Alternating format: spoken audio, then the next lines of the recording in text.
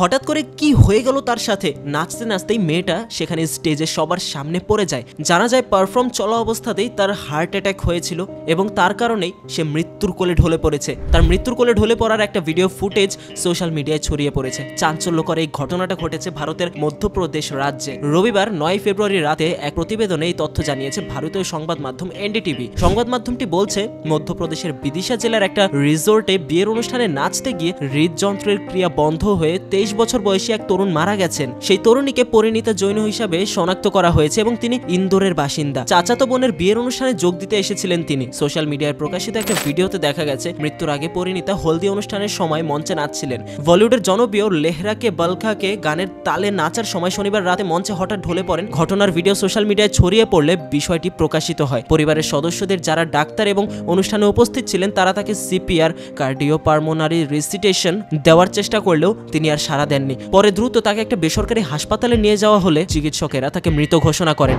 MBA graduate Parineeta ইন্দোরের দক্ষিণ তুকোগঞ্জে বাবা মায়ের সঙ্গে থাকতেন। সরকারি তথ্য অনুসারে তার এক ছোট ভাইও 12 বছর বয়সে হার্ট অ্যাটাকে মারা গিয়েছিল। ভিডিওটা শেয়ার করে দিন সকলের সাথে, লাইক এবং ফলো করে সাথেই থাকুন জুম বাংলার।